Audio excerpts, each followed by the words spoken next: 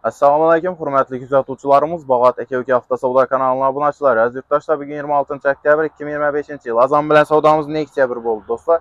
2006 yılda işləb çıxarılan metan qaz, yumşaq kolon, çixol, polik həmin avratları qılınğan təyar avtomobilimizi Hazaras Drujbadan Genç Yerel ağamıza nağd pula 41 milyon soma verdik. Ağa, savdadan razı mısınız? Yo'q. Direkt istekler olsa.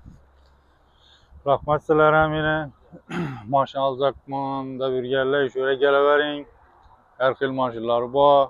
Muomalasi ajoyib. İşləringiz omad.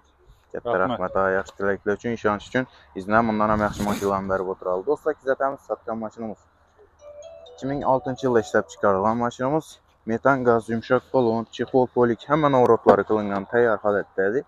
Maşının yürüyən probeli 282 bin kilometr.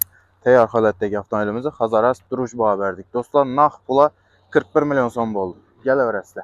Şimdi zor senalarda maşınlarımız köp. BMW gəlib arzan gəliş soda 42 övrəslə dostlar.